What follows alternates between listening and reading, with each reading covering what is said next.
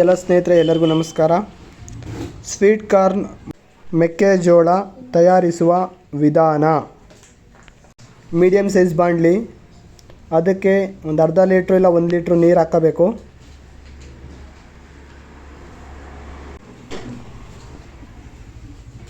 ನೀರು ಹಾಕ್ಕೊಳ್ಳಿ. ಸ್ವಲ್ಪ ಕುದಿ ಬರೋ ತನಕ ಬಿಡಿ. ಒಂದು ಅರ್ಧ ಕೆ.ಜಿ ಮೆಕ್ಕೆಜೋಳ ಬೇಯಿಸ್ತೀನಿ ಅಂತೇಳಿದರೆ 1 ಲೀಟ್ರಿಂದ 1.5 ಲೀಟ್ರ್ ನೀರನ್ನ ಹಾಕ್ಕೊಳ್ಳಿ. ಆನಂತರ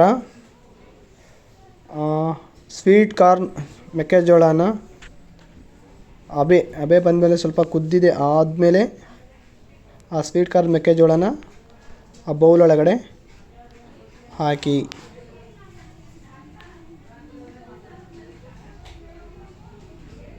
ನಾನೊಂದು ಅರ್ಧ ಕೆ.ಜಿನ ಹಾಕ್ತಾಯಿದ್ದೀನಿ.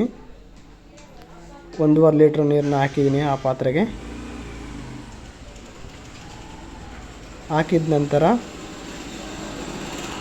ಅದನ್ನು ಕುದಿಲಿಕ್ಕೆ ಬಿಡಬೇಕು ಸ್ವಲ್ಪ ಹೊತ್ತು.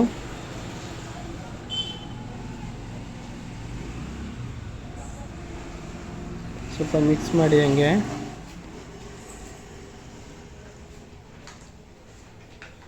ನಾನು ಫ್ಲೇವರ್ನ ಸ್ವಲ್ಪ ಹೈ ಮಾಡ್ತಾಯಿದ್ದೀನಿ. ಬಿಸಿ ಹೀಟ್ ಜಾಸ್ತಿ ಬೇಗ ಕುದೀಲಿ ಅಂತ.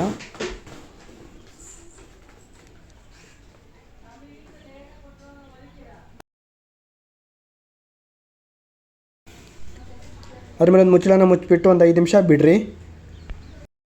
ಈಗ ಮಿಕ್ಸಿಂಗ್ ಮಾಡಬೇಕು. ಆ ಮಿಕ್ಸಿಂಗ್ಗೆ ಏನೇನು ಹಾಕಬೇಕು ಅಂತ ಮೊದಲಿಗೆ 1 2 3 ಮಸಾಲ ಸ್ವಲ್ಪ ಹಾಕ್ಕೊಳ್ರಿ.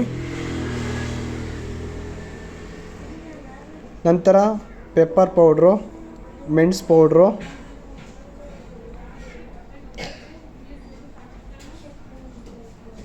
ಎಷ್ಟು ಬೇಕಷ್ಟು ಹಾಕ್ಕೊಳ್ಳಿ. ಆಮೇಲೆ ಸ್ವಲ್ಪ ಖಾರದ ಪುಡಿನ ಹಾಕ್ಕೊಳ್ಳಿ. ರುಚಿಗೆ ತಕ್ಕಷ್ಟು ಉಪ್ಪು.